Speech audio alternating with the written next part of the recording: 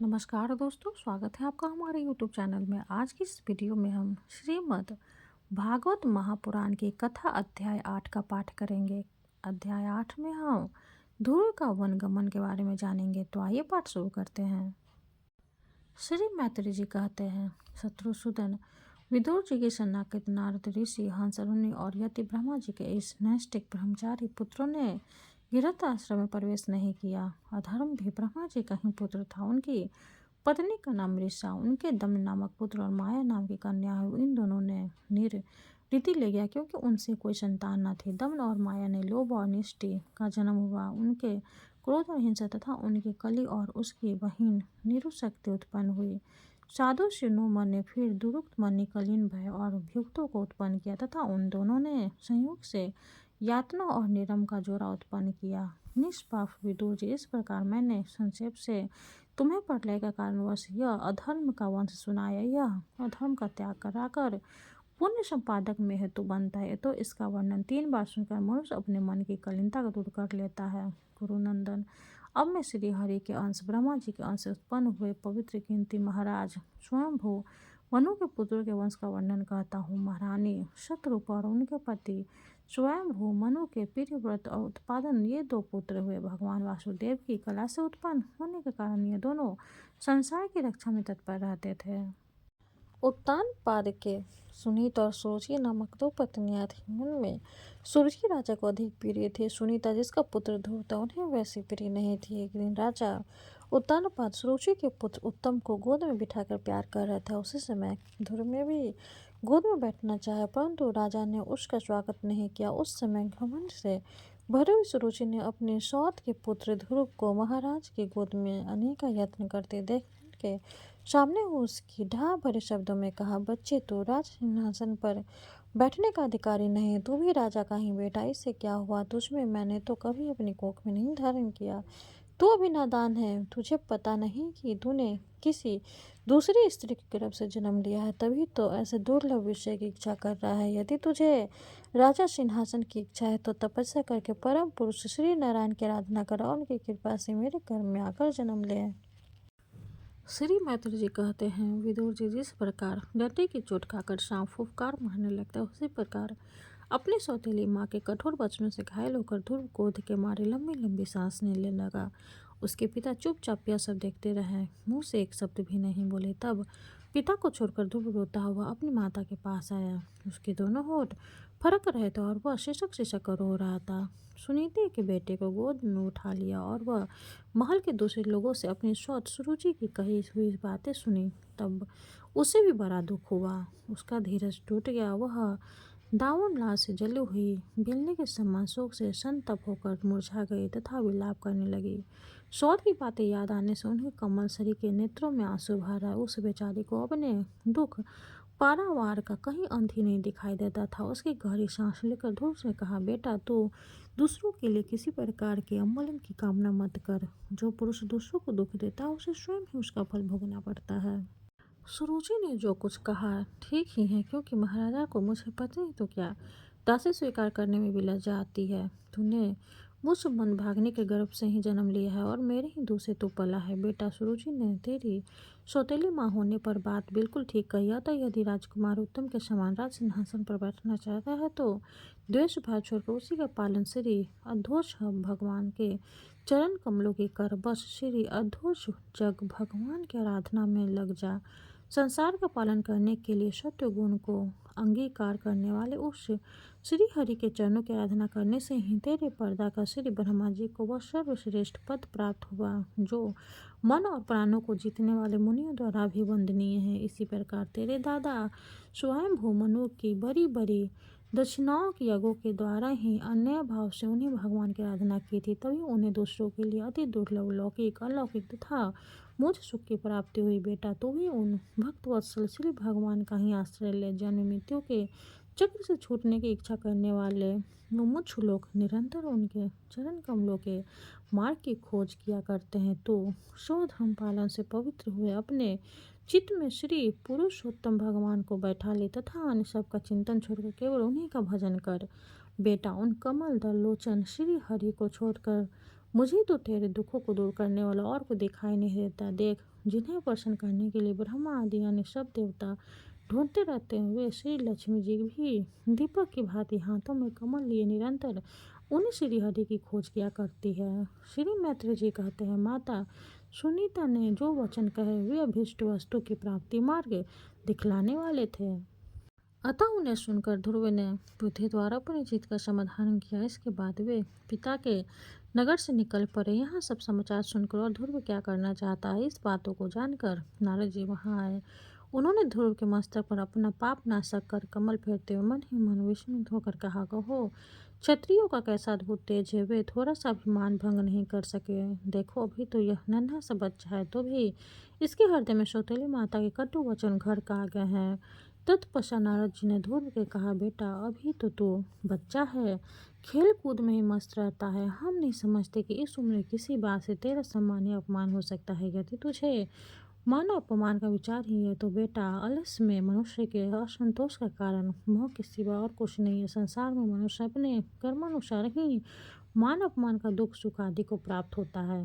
तात भगवान की गति बड़ी विचित्र है, इसलिए उस पर विचार करके बुद्धिमान पुरुष को चाहिए कि देव वश उसे जैसी भी परिस्थिति का सामना करना पड़े उसी में संतुष्ट रहे। अब माता के उपदेश से तू योग साधना द्वारा जिन भगवान की कृपा प्राप्त करने चला है, मेरे विचार से साधारण पुरुषों के लिए उन्हें प्रसन्न करना बहुत ही कठिन है।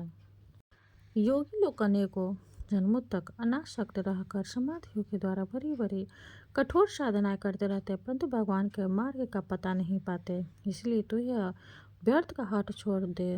तू घर लौट जा, बड़ा होने पर परामर्थ साधन का समय आवे तब उसके लिए प्रयत्न कर लेना। विधाता के विधान के अनुसार दुख जो कुछ भी प्राप्त सुख दुख हो उसी में चित्त को संतुष्ट रहना चाहिए। यूं करने वाला पुरुष मोह सब संसार से पार हो जाता है। मनुष्य को चाहिए कि अपने से अधिक गुणवान को देखकर प्रसन्न हो, जो कम गुण वाला हो उस पर दया करे और जो अपने समान गुण वाला हो उसे मित्रता का भाव रखे। योग करने से उसे दुख कभी नहीं दबा सकते। ध्रुव के कहा, भगवान सुख दुख से जिनका चित्त चंचल हो जाता है उन लोगों के लिए आपने कृपा करके शांति का यह बहुत अच्छा उपाय बताया, परंतु मुझे जैसे अज्ञानियों की दृष्टि यहाँ तक नहीं पहुँच पाती। इसके सिवा मुझे घोर क्षत्रिय स्वभाव प्राप्त हुआ है, तो मुझ में विनय का प्राप्त अभाव है। सुरुचि अपने कुटुंब वचन रूपी बाणों से मेरे हृदय को विदीर्ण कर डाला है, इसलिए उसमें आपका ये विदेश नहीं ठहर पाता। ब्राह्मण मैं उस पद पर अधिकार करना चाहता हूँ जो त्रिलोकी में सबसे श्रेष्ठ तथा जिस पर मेरे बाप दाते और दूसरे कोई भी आरूढ़ नहीं हो सकते। आप मुझे उसी की प्राप्ति का कोई अच्छा सा मार्ग बतलाइए। आप भगवान ब्रह्मा जी के पुत्र हैं और संसार के कल्याण के लिए ही बिना बजाते सूर्य की भांति त्रिलोकी में विचार करते हैं। श्री मैत्री जी ने कहा।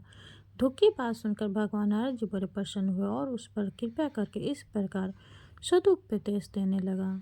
श्री नारद जी ने कहा, बेटा तेरी माता सुनीति ने तुझे जी कुछ सुनाया है, वही तेरे लिए परम कल्याण का मार्ग है। भगवान वासुदेव भी वह उपाय है, इसलिए तू चित्त लगाकर उन्हीं का भजन कर। जिस पुरुष को अपने लिए धर्म अर्थ काम और मोक्ष रूप पुरुषार्थ की अभिलाषा हो उसके लिए उसकी प्राप्ति का उपाय एकमात्र श्री हरि के चरणों का सेवन ही है। बेटा तेरा कल्याण होगा। अब तू श्री यमुना जी के तटवर्ती परम पवित्र मधुवन को जा, वहाँ श्री हरि का नित्य निवास है। वहाँ श्री कालिंदा के निर्मल जल में तीनों समय स्नान करके नित्य क्रम से निमित्त हो यथाविधि आसन बिछाकर स्थिर भाव से बैठना। फिर रेचक पूर्वक और कुंभ के 3 प्रकार के प्रणाम में धीरे धीरे प्राण मन और इंद्रियों के दोषों को दूर करके धैर्य युक्त मन से परम गुरु श्री भगवान का इस प्रकार ध्यान करना। भगवान के नेत्र और मुख निरंतर प्रसन्न रहते हैं। उन्हें देखने से ऐसा मालूम होता है कि वे प्रसन्नतापूर्वक भक्तों को वर देने के लिए विधत है। उनकी नासिका भौहें और कपोल बड़े ही सुहावने हैं। वे सभी देवताओं में परम सुंदर है। उनकी तरुण अवस्था है, सभी अंग बड़े सुडौल है। लाल लाल होठ और रत्न नारे नेत्र, वे प्रदन तन्नों को आश्रय देने वाले अपार सुखदायक शरणागत वत्स और दया के समुद्र हैं। उनके वक्ष स्थल में श्री वत्स का चिन्ह है। उनका शरीर सज्जल जलधर के समान श्याम वर्ण है। वे परम पुरुष श्याम सुंदर, गले में वनमाला धारण किए हुए हैं। उनकी 4 भुजाओं में शंख चक्र गदा एवं पद्म सुशोभित है। उनके अंग प्रत्यंग किरीट कुंडल क्यूर और कंग आदि आभूषणों से विभूषित है। गला कौस्तुभ भी मणि की शोभा बढ़ा रहा है तथा शरीर में रेशमी पीताम्बर है। उनके कटी प्रदेश में कांचन की करधनी और चरणों में स्वर्ण नूपुर सुशोभित है। भगवान का स्वरूप बड़ा ही दर्शनीय है, शांत तथा मन और नयनों को आनंदित करने वाला है। जो लोग प्रभु का मानस पूजन करते हैं उनके अंतःकरण में वे हृदय कमल की कर्णिका पर अपने नखमणि मंडित मनोहर पादर रविंद्रों को स्थापित करते विराजते हैं। इस प्रकार धारण करते करते जब चित्त स्थिर और एकाग्र हो जाए तब उन वरदायक प्रभु का मन ही मन इस प्रकार ध्यान करे कि वे मेरी और अनुराग भरी दृष्टि से निहारते हुए मंद मंद मुस्कुरा रहे हैं। भगवान को मंगलमय मूर्ति का इस प्रकार निरंतर ध्यान करने से मन शीघ्र ही पर मन में डूबकर तल्लीन हो जाता है और फिर वहां से लौटता नहीं। राजकुमार, इस ध्यान के साथ जिस परम गुण मंत्र का जाप करना चाहिए वो भी बतलाता हूँ। सुन, इसका 7 रात जप करने से मनुष्य आकाश में चढ़ने वाले सिद्धों का दर्शन कर पाता है। वह मंत्र है ओम नमो भगवते वासुदेवाय। किस देश और किस काल में कौन वस्तु उपयोगी है, इसका विचार करके बुद्धिमान पुरुष को इस मल के द्वारा तरह तरह की सामग्रियों से भगवान को दव में पूजा करनी चाहिए।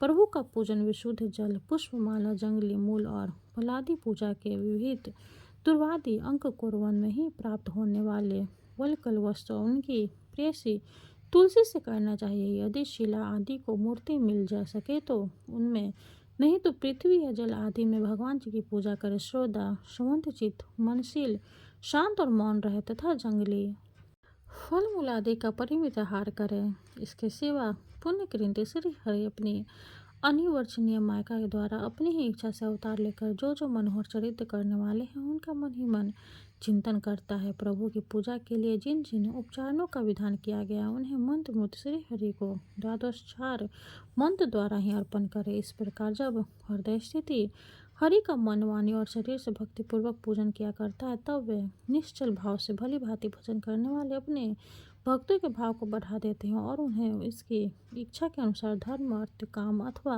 मोक्ष रूप कल्याण प्रदान करते। यदि उपासकों को इंद्र संबंधी भोगों से वर्ग हो गया है तो वह मोक्ष प्राप्ति के लिए अत्यंत भक्तिपूर्वक अविच्छिन्न भाव से भावना का भजन करे। श्री नारद जी ने इस प्रकार उपदेश पाकर राजकुमार ध्रुव के परिक्रमा करके उन्हें प्रणाम किया। तदंतर उन्होंने भगवान के चरण चिन्ह से अंकित परम पवित्र मधुवन की यात्रा करी। ध्रुव के तपोवन की ओर चले जाने पर नारद जी महाराज उत्तानपाद के महल पहुंचे। राजा के उनकी यथा योग उपचारों के द्वारा पूजा की। तब उन्होंने आराम से आसन पर बैठकर राजा से पूछा। श्री नारद जी ने कहा, राजन, तुम्हारा मुख सूखा है, तुम बड़ी देर से किस सोच विचार में पड़े हो? तुम्हारे धर्म, अर्थ, काम में किसी की कोई कमी तो नहीं आई है? राजन ने कहा, ब्राह्मण, मैं बड़ा ही तृणम और निर्दय हूँ। हाय, मैंने अपने 5 वर्ष के नन्हे बच्चे को उसकी माता के साथ घर से निकाल दिया। मुनिवर, वो बड़ा ही बुद्धिमान था, उसका कमल सा मुख भूख से कुमला गया होगा, वह थककर कहीं रास्ते में पड़ गया होगा। ब्राह्मण, उस असहाय बच्चे को वन में कहीं भेड़िए न खा जाए। ओहो, मैं कैसा स्त्री का गुलाम हूँ, मेरी कुटिलता तो देखिए। यह बालक प्रेम वश मेरी गोद में चढ़ना चाहता था किंतु मुझ दुष्ट ने उसका तनिक भी आदर नहीं किया। श्री नारद जी ने कहा, राजन, तुम अपने बालक की चिंता मत करो, उसके रक्षक भगवान है। तुम्हें उसके प्रभाव का पता नहीं, उसका यश सारे जगत में फैल रहा है। वह बालक बड़ा समर्थ है, जिन कामों को बड़े बड़े लोकपाल भी नहीं कर सके उसे पूरा करके वह शीघ्र तुम्हारे पास लौट आएगा। उसके कारण तुम्हारा यश भी बहुत बढ़ेगा। श्री मैत्री जी कहते, देवर्षि नारद जी की बात सुनकर महाराज उत्तानपाद राजपाट की ओर से उदासीन होकर निरंतर पुत्र की ही चिंता में रहने लगे। इधर ध्रुव जी ने मधुवन में पहुंचकर यमुना जी में स्नान किया और उस रात पवित्रता पूर्वक उपवास करके श्री नारद जी के उपदेश अनुसार एकाग्रचित्त से परम पुरुष श्री नारायण की उपासना आरंभ कर दी। उन्होंने 3 रात्रि के अंतर से शरीर निवार के लिए केवल कैथ और बेर के फल खाकर श्री हरि की उपासना करते हुए 1 मास व्यतीत किया। दूसरे महीने में उन्होंने 6 दिन के पीछे सूखे घास पर पत्ते खाकर भगवान का भजन किया। तीसरा महीना 9 दिन पर केवल जल पीकर समाधि योग के द्वारा श्री हरि आराधना करते हुए बिताया। चौथे महीने में उन्होंने श्वास को जीतकर 12 दिनों तक केवल आयु पीकर ध्यान योग द्वारा भगवान को आराधना की। 5वां मास लगने पर राजकुमार ध्रुव श्वास को जीत कर पर ब्रह्मा का चिंतन करते हुए एक पैर से खंभे के समान निश्चल भाव से खड़े हो गए। उस समय उन्होंने सप्तादि विषय और इंद्रियों के नियामक अपने आप को अब सब ओर से खींच लिया तथा हृदय स्थिति हरि के स्वरूप का चिंतन करते हुए चित्त को किसी दूसरे और न जाने दिया। जिस समय उन्होंने महद आदि संपूर्ण तत्वों के आधार तथा प्रकृतिक और पुरुष के भी सधीश्वर ब्रह्म की धारणा के उस समय तीनों लोग कांप उठे। जब राजकुमार ध्रुव एक पैर से खड़े हुए तब उनके अंगूठे से दबकर आधी पृथ्वी इस प्रकार झुक गई जैसे किसी गजराज के चढ़ जाने पर नाव पद पद पर दाईं बाईं और डगमगाने लगती है। ध्रुव जी अपने इंद्र द्वारा प्राणों को रोककर अन्य बुद्धि से विश्वात्मा श्री हरि ध्यान करने लगे। इस प्रकार उनकी समष्टि प्राण से अभिन्नता हो जाने के कारण सभी जीवों का श्वास प्रश्वास रुक गया। इससे समस्त लोक और लोकपालकों को बड़ी पीड़ा हुई और वे सब घबराकर श्री हरि की शरण में गए। देवताओं ने कहा, भगवान, समस्त सोथार जलमग्न जीवों के सैन्यों का तान एक समय ही रुक गया है। ऐसा तो हमने पहले कभी अनुभव नहीं किया था। आप शरणुगाति रक्षा करने वाले आपके शरण आए हुए हैं, हम लोगों को इस दुख से छुटकारा दिलाइए। श्री भगवान कहते हैं, देवताओं तुम डरो मत। उत्तानपाद के पुत्र ध्रुव ने अपने चित्त को मुझ विश्वास में लीन कर लिया है। इस समय मेरे साथ उसकी अभेद धारणा सिद्ध हो गई है। इसी से उसके प्राण निधोर से तुम सबका प्राण भी रुक गया है। अब तुम अपने अपने लोक को जाओ, मैं उस बालक को इस दुष्कर तप से निवृत्त कर दूंगा। 8वां अध्याय समाप्त हुआ। हरे कृष्ण। अब हम शिव जी की आरती करेंगे। ओम जय शिव ओमकारा, स्वामी जय शिव ओमकारा, ब्रह्मा विष्णु सदाशिव अर्धांगिनी धारा। ओम जय शिव ओमकारा, स्वामी जय शिव ओमकारा, एकानन चतुरानन पंचानन राजय, हंसानन गरुरासन विश्ववाहन साजय। ओम जय शिव ओमकारा, स्वामी जय शिव ओमकारा, दो भुज चार चतुर्भुज दश भुज अति सोहे, त्रिगुण रूपिणी रखते त्रिभुवन जन मोहे। ओम जय शिव ओमकारा, अक्षमाला वनमाला मुंडमाला धारी, त्रिपुरारी कनसारी करिमाला धारी। ओम जय शिव ओमकारा, श्वेतांबर पीतांबर बाघंबर अंगे, शनकादिक गरुनादिक भूतादिक संगे। ओम जय शिव ओमकारा, घर के मध्य कमंडलो चक्र त्रिशूल धारी, सुखकारी दुखहारी जग पालनकारी। ओम जय शिव ओमकारा, ब्रह्मा विष्णु सदाशिव जानते अविवेका, मधु कैटभ दो मारे सूर्य भयहीन करे। ओम जय शिव ओमकारा, लक्ष्मी व सावित्री पार्वती संगा, पार्वती अर्धांगी शिव लहरी गंगा। ओम जय शिव ओमकारा, पर्वत सोहे पार्वती शंकर कैलासा, भांग धतुर का भोजन भस्मी में वासा। ओम जय शिव ओमकारा, जटा में गंग बहते हैं गले मुंडल माला, शेष नाग लिपटावत ओढ़त मृगशाला। ओम जय शिव ओमकारा, काशी में विराज विश्वनाथ नंदी ब्रह्मचारी, नित्य उठे दर्शन पावत महिमा अति भारी। ओम जय शिव ओमकारा, त्रिगुण स्वामी जी की आरती जो कोई नर गावे, कहते शिवानंद स्वामी भजते शिवानंद स्वामी मने वांछित फल पावे। ओम जय शिव ओमकारा। शंकर भगवान की जय हो। हर हर महादेव। वीडियो अगर अच्छी लगे तो लाइक करते, चैनल को सब्सक्राइब करते। धन्यवाद।